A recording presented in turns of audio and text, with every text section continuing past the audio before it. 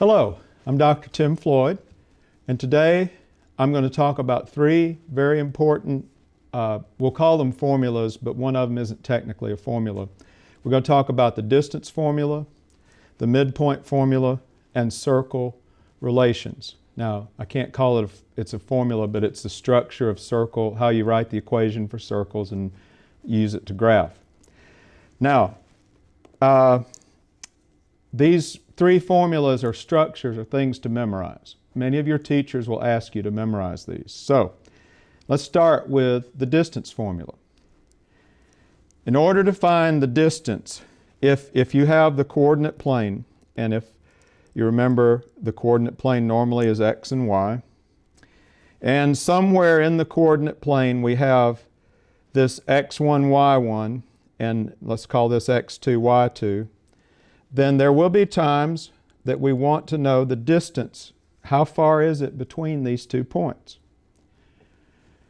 Well, for that we need the distance formula, and that is what we have right here. Now, please take note that I've written something incorrectly here. That should be plus. x2 minus x1 squared plus y2 minus y1 squared.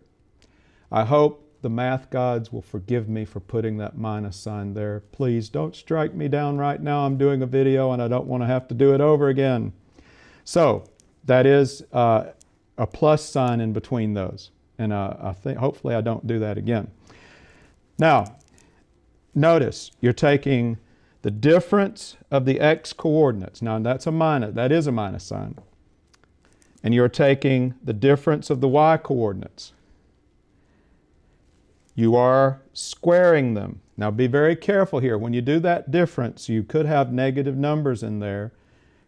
When you square the number, if it's negative, the negative goes with it. So those will always come out to be positive values. If you don't get positives, you've done something wrong. So these should both be positives after you've done the squaring. And then you add the two answers together, and then the last thing you do is take the square root. Now, the result can be written in exact form, and we'll talk about this as we do the examples, or we can do an approximate decimal value. It depends on the problem and what your teacher is asking you to do. So let's look at the first problem that I have here. Suppose we have two, now remember we have coordinates. This is x and y. This is not operations where you have parentheses in the problem. These are x, y, they're part of the coordinate plane. So -5 and 2, and we can refer to this as my x1 and my y1, and this is my x2 and my y2. Now, we take and we want to find the distance between these points, so we want to use the distance formula. Now, distance d is going to be the square root of, I'm going to write the structure of this with the plus sign between the two squared terms and minus inside the parentheses. Now, it's x2 minus x1. x2 is positive, x1 is -5. So we will have minus -5. This is where people miss these. They do not handle the signs correctly. This minus sign is part of the formula, and this -5 is because the x value of the first ordered pair was negative. Now, we have y2, which is 0, minus y1, which is 2. Now, we have then 1 minus -5 will be 6 positive. 0 minus 2 will be -2. But remember, we're going to square that, and you're going to square the negative with it. Many people make the mistake in their TI, they would put -2 squared and you get -4. And that would be wrong, because your calculator is assuming you're only squaring the 2, not the negative. If you want the negative to square with it, you have to put it in parentheses. And that is the situation we have here. So make sure you square the negative with it. So we end up with the square root of 36 plus 4, and we get the square root of 40. Now here's where we have the two ways you can write the answer. If we want to do this exact, then you have to go back and review a skill, which may have a video in the list. Again, look through the topics. You may have a video for simplifying radicals. Or your textbook, or you could go online and search simplifying radicals to get exact answers. And this is a case where we're going to simplify this radical. In other words, we want to break out the pieces that are perfect squares and leave what's not a perfect square under the radical. So if we look back then at this, we have the square root of 40. Now, if I sit and play with 40 long enough, I find that 4 times 10 will give me 40, and 4 is the biggest number that I could take the square root of evenly that would be part of 40. So this becomes then the square root of 4 times the square root of 10. So this gives me 2 square root of 10.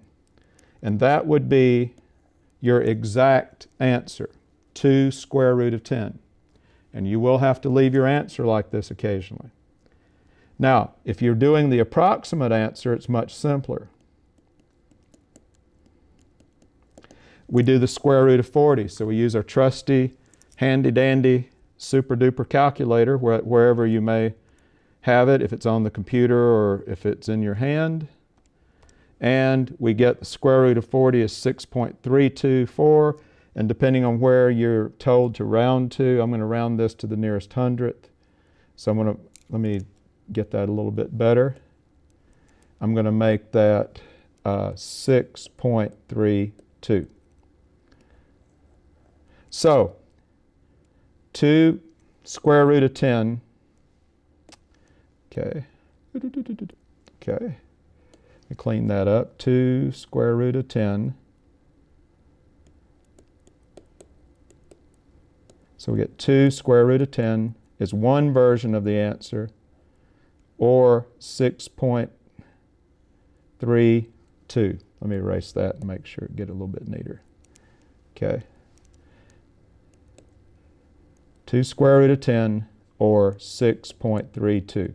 Again, depending on whether you want the approximate answer or the exact answer. Depending on what your units of the grid that you're using are, if this was feet, then this would be 6.32 feet. If it was inches, it would be 6.32 inches. Normally, we don't put a unit with this answer, even though it's a distance, because most of your problems, the x and y coordinates, will not have units. But if this was a real-life problem, let's say where we're working on a grid of a map and we're finding the distance between two locations on the map, possibly it would be in miles. So this could be 6.32 miles. Now, if you work out 2 square root of 10, if you do the square root of 10 times 2, you will get 6.32 approximately. I have rounded that answer off. So that is initial, how you use the distance formula. Now, it's very possible that if we look at the second problem I have here, that you could have fractions, okay? Now, you can use a calculator at any point, more than likely during this course, but it is essential that you don't always convert fractions to decimals. So we've got to learn how to work with these fractions. So here again, I'm going to make note that this is my x1 and my y1 and x2 and y2. And I'm going to substitute into the distance formula. Now here again, big square root, and then we have plus in between the two groups and minus inside the parentheses. So I have x2, which is 3/4, minus x1, which is -1/2. I have y2, which is -4, minus y1, which is 3. Make sure you get substituted correctly to begin with. Now, we have square root. If you take your calculator and do negative 3/4 minus negative 1/2 and simplify that, we get 3/4 plus 1/2, which would be 3/4 plus 4/4. I'm sorry, 3/4 plus 2/4, which would end up being 5/4. Okay? Now, of course, you can put that in your calculator and get that also. We haven't squared it yet, but we'll square it in just a moment. Now, we have negative 4 minus 3, which will give us negative 7 squared. Here again, make sure you square the negative with it. Now, when you square 5/4, you have to square the top and the bottom, so we get 25 over 16. When we square 7, we get a positive 49. Now, if you take your calculator and add these together and leave it as a fraction, reduced to lowest terms, you get 809 over 16 at this point. Now, depending on whether you're doing an approximate or an exact answer, if you do exact, then square root of 809 won't simplify, but we can take the square root of 16, so we get the square root of 809 over 4 would be the exact answer. The approximate answer, if you allow me to abbreviate the word approximate, is we simply run this through the calculator, and in this case, just round this off to the nearest tenth, so we get 7.1. So, depending on the problem and what you're asked to do, you will either leave the answer exact or you will do it approximate. Now, be very, very careful, as I said, when you're squaring the negatives, you should not have a negative 49 down here. If you do, you squared this wrong, and you will get the wrong answer. So here is our two potential forms of the answer. Many calculators, particularly some of the brands, will simplify radicals for you. So if that's the case, then it would give you the answer without you having to know how to simplify radicals. But I will tell you, for those of you that are going to be math majors or science majors or heading toward calculus, you do need to know how to simplify radicals, because many times you will need that skill. You will not take answers down to decimals. So you'll need to know how to do that. Okay, now let's look at the last problem. Now this one's a little different. Notice, we want to find the missing value. If we call this our x1 and y1, notice that the y is missing. But we do have x2 and y2. So what we now are asked to find, and we also have the distance. So in this case, what we're going to be finding is the value or values, because we could have two answers for y, that would make that ordered pair a distance of 5 from the ordered pair 2, 4. Now, as it turns out, there will be two answers to this. And you'll see why in a moment as we do this. So initially, again, we set up distance as the square root. And I'm going to write the structure of the problem. Okay, so we have x2, which is 2, minus x1, which is 3. We have y2, which is 4. Now y1 is y. Now I got to be careful in this problem. I know I'm using 4 and y, so be careful. Don't change the y to look like a 4.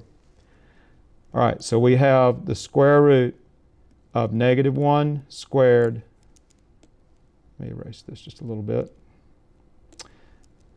Plus 4 minus y squared. Now I don't want to, I was just trying to extend my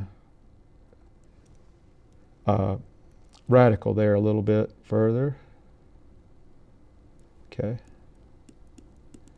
Now, I know you might be tempted to simplify that and FOIL it out. Leave it like it is, and you'll see why in just a moment. So we have, but I will do the negative 1 squared, which is 1 plus 4 minus y squared.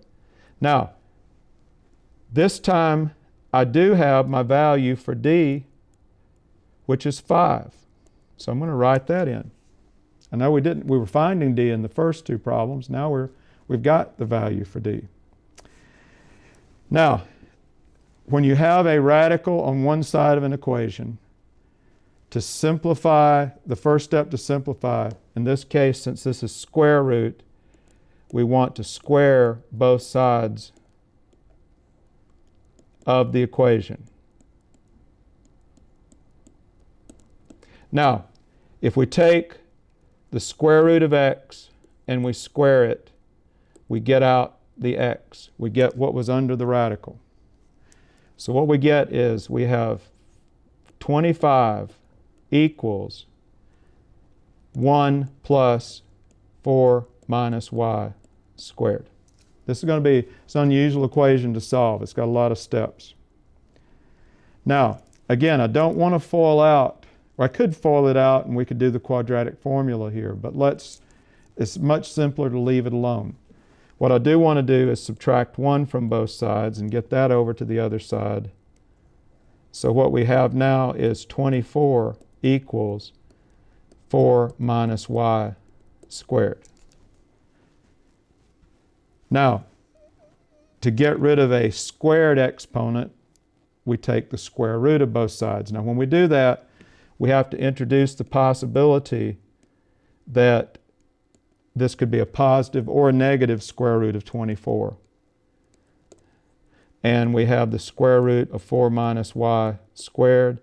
So we get a positive or negative square root of 24 equals 4 minus y. Now we're going to subtract 4 from both sides. Now we're left with negative y, and we've got minus 4 plus or minus the square root of 24. If I multiply both sides by negative 1, or multiply the entire equation by negative 1, now it leaves me, changes that to positive 4. The plus minus, it changes the top to minus and the bottom to plus, but we still write it as plus minus square root of 24 equals y. Now, we're not quite done. Okay, let me go to a next screen so we can finish that out. Okay, we have 4 plus or minus the square root of 24 is y, which means it's either 4 plus the square root of 24 or 4 minus the square root of 24. We have to simplify the square root of 24 or make it a decimal. If we do exact answers, then we will have 4, let me do it this way, I'm sorry. Whoops. Okay, I lost my eraser. Okay. Let me do this. Technology is a wonderful thing when it works. Okay, the square root of 24. I want to look for the biggest number that's a factor of 24 that I can take the square root of. Well, it turns out to be 4. So 4 times 6 will give me 24. I can do the square root of 4 times the square root of 6. So I get 2 square root of 6. Again, that is simplifying radicals, and that if it's not a lesson in one of the videos, you'd need to go to your textbook or go online to get some help on that. So what I have then is I have 4 plus 2 square root of 6. And then the second answer would be 4 minus 2 square root of 6. So the exact answer, if I bring these two together, is going to be 4 plus or minus 2 square root of 6. Now to do the approximate, you take your trusty calculator and do the approximate. Again, I'm going to abbreviate that APP for approximate. We take our calculator and we do the square root of 24. oops, got to remember how to use my calculator here. Okay, square root of 24, and it's 4.8989, so that the square root of 24, I'm going to round it off to 4.9. So we have 4 plus 4.9, which would be 8.9, and we have 4 minus 4.9, which would be negative 0.9. So our approximate answers, if you were going to write these approximate, would be 8.9, negative 0.9. Now, if we go back to the problem then, remember we were finding the y-coordinate for our ordered pair. Now we have to actually write our final answer. If we remember, the x value that was in that ordered pair was 3. So the actual answers that your teacher, they may ask you, what is the y value that will work? Well, you have 2. But they may ask you to write the ordered pairs as the answer. And if that's the case, let me squeeze this in here so I don't have to change it. Then one ordered pair would be 3, 4 plus 2 square root of 6. And that's a comma. I don't do my commas correct, do I? Let me clean that up a little bit here, okay? All right. We have, we have 3, comma, 4 plus 2 square root of 6. That would be one ordered pair that would be a distance of 5 from the ordered pair 2, 4. Or we could be at 3, 4 minus 2 square root of 6.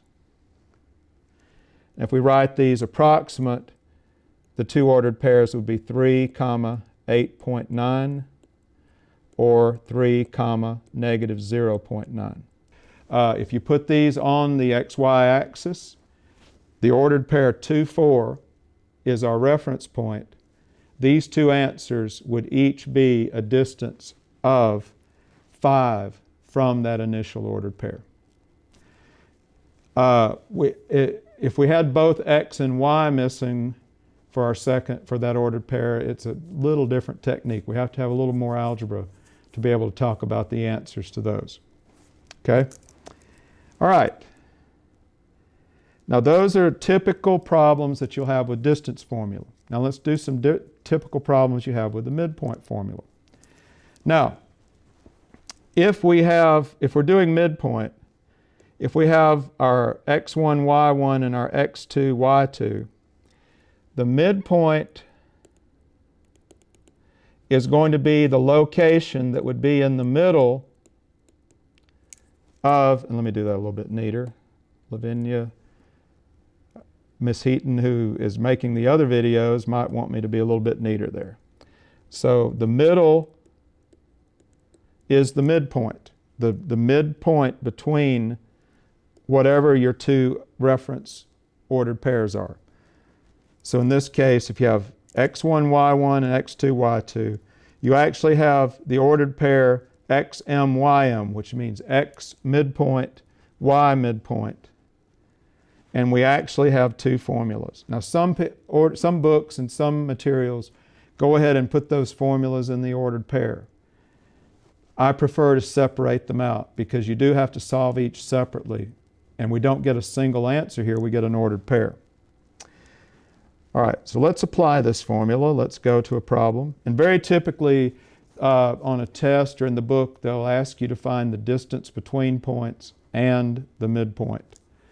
So in this case, we have, and again, what I like to do is write x1 and y1 and x2 and y2. Now notice this time that the x value of the midpoint is the sum of the x1 and the x2 over 2. We're not subtracting these, we're adding these. So it's 2 and negative 9, so we get negative 7 over 2. Now, you might leave your answer as a fraction. If you make it a decimal, it's going to simply be negative 3.5. The y-coordinate of your midpoint is, again, I write the structure of the formula. y1 is negative 4. y2 is negative 5. We get negative 9 over 2, which gives us negative 4.5. So our midpoint, you always come back and write the answer as an ordered pair. It's going to be negative 3.5, negative 4.5. And I'll go a little fancy on my 5s there, okay? So if we plotted this point and this point, and then if we plot this answer on our xy axis, this value should be in the middle. This value should be in the middle between these two values. If you connect, they all should be line up on a line, and this should be in the middle between them. And that is how you find the midpoint. Okay, let's do another problem here. Again, we could have fractions. Okay, so you use your calculator or whatever you need to do. So we have, if we want to do the x-coordinate of the midpoint, again, I write the structure of the formula. That's something I do because I tend to make small mistakes, as you may have noticed. I'm real careful as I do problems. All right, and I go back. This is my x1 and my y1, x2 and my y2. Okay, so we have x1 is negative 1/2, x2 is 3/4. By the way, if you notice, these are the same points I used when I did the distance formula a few minutes ago. All right, now, again, we're adding these this time, though. So if we convert, 1/2 would be 2/4. Negative 2/4 plus 3/4 would be 1/4 divided by 2. And remember, when we divide with fractions, you might as well we divide by 2, you invert and multiply. So this becomes, I'm sorry, hold on, let me do this right. Top was 1/4. Making mistakes is bad, but if you catch them, you can save yourself. So I've caught my mistake there. 1/4 divided by 2 is the same as 1/4 times 1/2. So we get a final value for our x-coordinate of our midpoint is 1/8. And that's fine. It's a small number, but it's still the x-coordinate of the midpoint. Now, the y-coordinate of the midpoint in this case will be y1, which is 3, plus y2, which will be negative 4. So we get negative 1/2. Okay? So our answer, if we write it as an ordered pair, is 1/8 and negative 1/2. And that would be the coordinate for the midpoint that would be between these 2 points. Again, if you plot these, change them to decimals if you want to plot them. They're all going to be very close together, so it's going to be hard to see. Okay? Now, sometimes we have one of the endpoints and the midpoint given, and we want to find the other endpoint. So in this case, find the missing endpoint if one endpoint is 4,5 and the midpoint is 8,3. Well, this is, whoops, that won't work. If we treat this as my x1 and my y1, what's missing is my x2 and y2. This is xm and ym. These are the coordinates of my midpoint. So, if I fill in the formula, xm is 8. Some of you may think it's a radio. I have an XM radio too. But x of the midpoint is 8, and it goes first, because that's the midpoint value.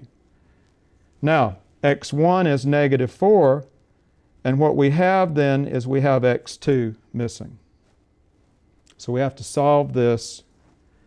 So we multiply both sides by 2, and we get 16 equals negative 4 plus x squared. Add 4 to both sides, and we get 20 is, I've said x squared, I'm sorry, x sub 2. So x sub 2 is 20. So that is the x coordinate of my other endpoint. Okay? Now, y of the midpoint is 3, and y1 is 5, and y2 is missing. So now I need to solve for y2. Multiply both sides by 2, and we have 6 equals 5 plus y2. We subtract 5 from both sides, and we get y2. Y sub 2 is 1. So you have to work backwards. You have to substitute. So we get our answer for the other. This is not the midpoint this time, but this is the other endpoint, is 21. And again, you write that as an ordered pair, x sub 2 and y sub 2. Okay, of course we don't write that in, but that's what it is. It's not the midpoint this time, it's the actual other endpoint. Okay? So distance, many times distance and midpoint problems are done together. You have a set of ordered pairs and you'll do both the distance and the midpoint. So you will need to know both sets, what I call formula, because the midpoint formula is actually two formulas. The distance formula, by the way, for some of you who know a little bit more about algebra, you might recognize the distance formula as being a relative of the Pythagorean theorem. In fact, if you want to impress your teacher, derive the distance formula from the Pythagorean theorem on the coordinate plane, and you'll really impress your teacher. Hopefully, if they're in a good mood. Hopefully your teacher's in a good mood that day, you can really impress them. But we'll leave that for another lesson. So, this last section probably deserves its own video. And in fact, you may look through your catalog of videos and later see that there is a video for this by itself. But for now, I'm going to do a very quick overview with fairly simple numbers of the circle formula. All right. Now, let me back up one screen here before I go into this. Let's remind ourselves a little bit about what a circle is first, okay? If we have a circle, now I'm not going to be able to draw a perfect circle. I probably should use a program that does this, and we do have one, but for today, let me just be a little rough with this. Let's say that this is a circle. Okay, now let's remember then why it's a circle. There is this, every point that's on this circle is a point that is the same distance from another point which is not part of the circle, but it's inside the circle, called the center. If you're going to locate a circle, you have to first define where its center is at. And then all of the points that you make for the circle are all the same distance from the center. Now we give that distance a name. From the center to the radius, or center to the circle, is called the radius. Now we could actually draw a solid line if we wanted to connect those, but that length is the radius of the circle, and that would be the same length for any of these distances from the center to any point of the circle. Okay? Now, sometimes you need another type of segment that we give a name to. If we put two radius together that make a straight line so that we go from one side of the circle to the other, this is two radiuses if you're southern talking, but it's radii if you're actually using the proper term.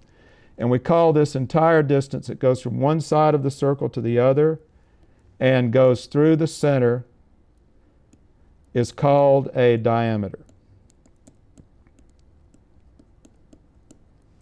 The length of the diameter is half of the radius. I know you're going to see other people do videos that have pulled out a very fancy program to do these circles with. So hopefully you'll see better looking pictures in future videos. Okay, so now what we have then is we refer to the center point. Usually with the coordinates we call the x value, instead of using x, we use h. And k is the y value for the center. So hk is very typically, you're referring to the center of the circle. And if that's the case, then this is what we call, or I call, and I'm not sure if it's the official name for it, but this is called the standard form for a circle equation. So in other words, values for x and y, as long as they fit this equation, if you get those ordered pairs, they would form a circle. So this is the standard way that we write a circle equation. Now, it may be that in your text or in your reference material, you may see it written like this. This is simply these foiled out. So if you FOIL x minus h squared, you get x squared minus 2hx plus h squared. If you FOIL y minus k, you get y squared minus 2ky plus k.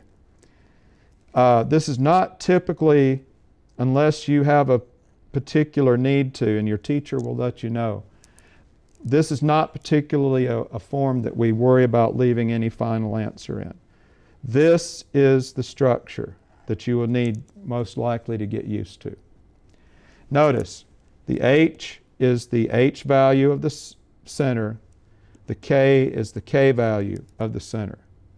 Notice the minus is in the formula, but the h is positive. Now that will be a very critical thing as we move along. All right, so let's look at a couple of types of problems you have to do with this. First of all, and by the way, notice that the center of the circle this is r squared. So what you have to do is take the square root of that number to get your radius. And that's another thing that you have to get used to. And notice here's my h and k for the center point. Very typically then, your first kind of problem will be find the equation of a circle if its center is at given a point and its radius at a given value. All right, and you may have to memorize these formulas. So again, it's up to your instructor and what their standards are. All right, now keep in mind, let me change color here. All right, we have, when we write this, we're leaving the x and the minus, and we're leaving the y and the minus, and we're putting in the h and the k. This is the h and this is the k. Also, this is r, and we put it in, and you have to remember that it has to be squared. So again, you got to be very careful with signs here. H is -5, and k is -10, and our radius is 4. By the way, the radius should never be negative. If it is, you've written something down wrong. Okay. Now, the only simplifying we do to this is fix the signs. This is going to be x plus 5 squared, and this will be y plus 10 squared. And then normally you square the radius, we get 16. And this, my friends, is the final answer. And that's the way you leave it. You don't FOIL these out. I know normally in many problems you're told to simplify an answer by FOILing. You don't necessarily do that here, unless your teacher has asked you to do it. But normally this is how you would leave. And this, if we generated values, and now you cannot just put this in most calculators and generate circle. that's a subject for another day. But any ordered pair that would work in this, those dots, as you generate them, would be the dots that would make a circle. Okay, let's look at our next typical kind of problem that we'll have here. Okay, suppose we have the equation and we want to find the center and the radius. Now, what you have to remember is, as you look at this, notice it looks like the formula. But we have to be careful here. Because remember, it's x minus h squared plus y minus k squared equals r squared. So there's some things we have to do here to make sure we get our answer. First of all, we need the center point. That will be hk. Let me write that in. Oops. Hold on a second. I love that we can erase things here. Okay. The center is going to be hk. Well, the h value, since we have a minus here, the h value is 3. Now, here we have plus 7. We have minus in the formula. So we have to think of this as y minus negative 7. So that means k is going to be negative 7. So our center point of this circle is going to be 3, negative 7. If you write 3, 7, you will have the wrong answer, because you've got to read the plus is in the problem. You've got to change that to minus negative in order to get the k value correct. Now I know that looks a little sloppy, but that's a very important distinction. If you have y plus or x plus, you have to change it to minus and negative in order to get your k or h value correct. So let me clean this up a little bit. Okay. So our hk is 3, negative 7, and that is our center. Now, the radius is not 48. R squared is 48. So we have to simplify this by taking the square root of 48. Now you may remember, if you take the square root of both sides of an equation, usually you have to do plus minus. But since we're talking about a distance here, distance is usually only a positive factor, unless we're in later algebra you will talk about vectors, which distance could be negative. It is telling you the direction to go in, either backwards or forwards. But in these problems, the radius is always positive, so that's why we don't need the plus minus part in front. So if we go back then to the problem, radius is square root of 48. Now, again, we can either leave this, I say again, this can either be left exact or it can be a decimal. If we do it exact, then we've got to find a value in 48 that we can, a factor that we can take the square root of. So this becomes 16 times 3. Square root of 16 would be 4 square root of 3. So that's one way, that is the exact way to write the radius. Or you go to your trusty calculator and you do the square root of 48 and you get the radius could be 6.9, if you go to 2 decimal places, 6.93. So, again, it's up to your teacher which way you leave the final answer. So, if they ask for both, it says find the center, which would be the ordered pair 3, negative 7, and then the radius will either be 4 square root of 3 if it's exact, or 6.93 if you want a decimal. Okay? Now, one other type of problem here then is, suppose we're given, this is a very long problem, I'll tell you that. We're given the endpoints of a diameter of a circle. We want to find the equation of the circle. Now, in this case, in this problem, we've got to do several things. First of all, we don't have the center of the circle. We don't have the center to fill in. We've got the endpoints of a diameter. Also, we do not have the radius. So that means we've got to find, let me do this a little bit neater here. We've got to find the radius. So where we're going to pull in here is we're going to need our midpoint formula, and I'll tell you why in a moment, and we'll need our distance formula to help us get these two answers. Okay? Now, let me go to a clean screen here. First of all, the center is going to be the midpoint between our two endpoints of the diameter, -3, 7, and 5, -3. The reason is, if you have a circle and you have a diameter, the diameter goes through the center. The diameter is going to be 2 radii, which are the same length. So if this is -3, let me clean that up a little bit. If this is -3, 7, and if this is 5, -3, then our midpoint would be, between those two, would be the center of the circle. So that's our tactic for finding the center, is we do the midpoint formula. So, and I'm not, instead of saying x sub m like I did with the midpoint formula, let me call this x sub c for center, the x coordinate of the center point. Again, we add the x coordinates, so we got -3 plus 5 divided by 2, so we get 2 divided by 2, which would be 1.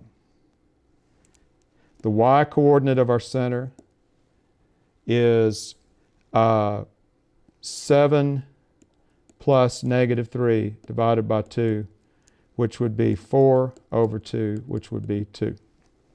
Now I've kind of cheated a little bit because I used nice numbers that would come out even. These could come out as fractions or decimals or radicals, or you have all kinds of weird numbers here.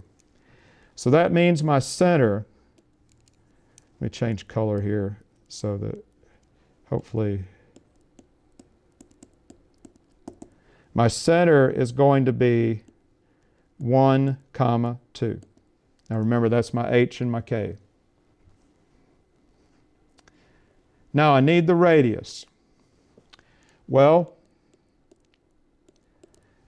the radius is not just out here where we can see it. The radius is going to be the distance now between the midpoint and the endpoint. So the radius in this problem will be the distance from the midpoint to an endpoint. Okay? Now, this didn't say all of that in the words to that problem, did it? But again, in algebra, so many times, once you've learned some skills, they build into longer problems. And you just have to, I'm telling you, this is how you do this problem. So what we want then is we want the distance between 1, 2, and either one of the other two midpoints. It makes no difference. I'm going to choose the 5, -3. We get the same distance if we do the other endpoint. So we have d equals the square root. Now remember, it's minus for inside each of the parentheses and plus to add the two together. And we have x2 minus x1, y2 minus y1. So we get the square root of 4 squared plus -5 squared. And so we get the square root of 16 plus 25. We get the square root of 41. That would be our exact answer, but now keep in mind, What we're wanting to do now is go back and write the equation to this answer. So now we have the center is at 1, 2, and we have our radius is the square root of 41. Now, even if that's simplified, I'd leave it like that, because watch what happens. I'm going to go back a slide and let me write my answer here. Okay? All right, we have our center is 1, 2, and our radius was the square root of 41. Now we go back. Now we're writing our final equation as the answer. So remember, it's x minus h squared plus y minus k squared equals r squared. H is 1, y is 2, and the radius is the square root of 41. There's nothing to change with, no signs to change here, is what I'm trying to spit out here. And the square root of 41 squared is 41. So there, my friends, my fellow algebra travelers, is the equation of the circle that would have these as the endpoints of the diameter. Now notice, that took all of this work to get the center, all of this work to get the radius, and then we came back using those two values, we created our final answer. Okay? And that, many of you will be asked to do a problem like that as part of the course. Once you get to higher levels of algebra and to calculus, you may use, that's an example of how you may have to do several separate problems in order then to bring those together into one answer. And that is the life that we have in algebra. So, this has been a very quick overview of these three topics: distance, midpoint, and circle formulas.